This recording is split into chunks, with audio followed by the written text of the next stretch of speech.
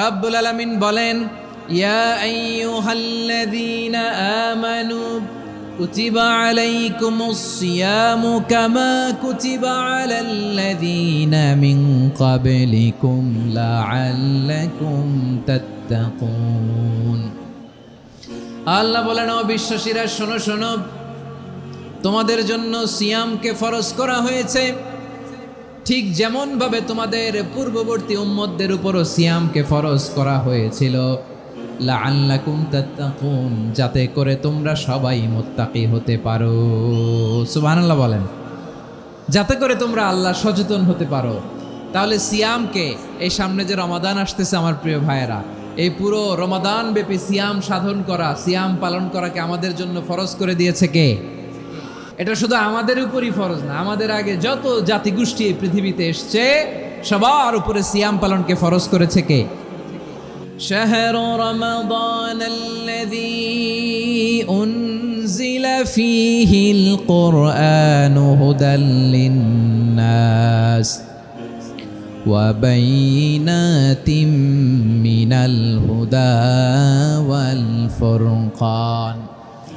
আল্লাহ বলেন, রমাদান এমন একটা মাস যে মাসে কোরআন নাজিল করা হয়েছে, আর এই কোরআন হচ্ছে বিশ্ব মানবের জন্য পথ নির্দেশিকা, হেদায়েতের সুস্পষ্ট বর্ণনা এবং সত্য মিথ্যা পৃথক করার আসমানি মানদণ্ড রূপে জামিনে আমাদের জন্য কোরআন নাজিল করেছে কে?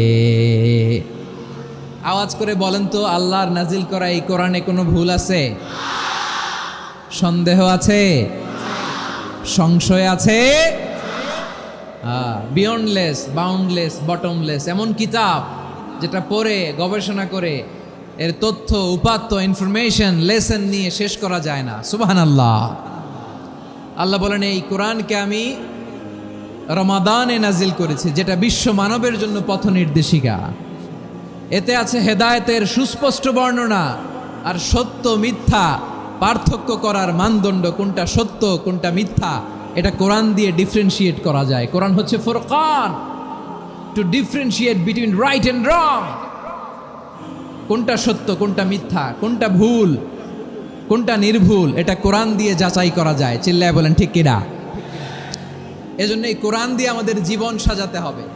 কোরআন দিয়ে জীবন না সাজালে জীবন আলোকিত হয় না। কোরআন দিয়ে পরিবার না সাজালে পরিবার আলোকিত হয় না। কোরআন দিয়ে সমাজ না সাজালে সমাজটা শান্তিময় হয় না। শুধু দুর্নীতি দমন কমিশন দিয়ে দুর্নীতি বন্ধ করা যায় না। কোরআনের আইন বাস্তবায়ন করা ছাড়া এই সমাজ থেকে দুর্নীতি বন্ধ করা যাবে না। চিল্লায় বলো ঠিক কিনা?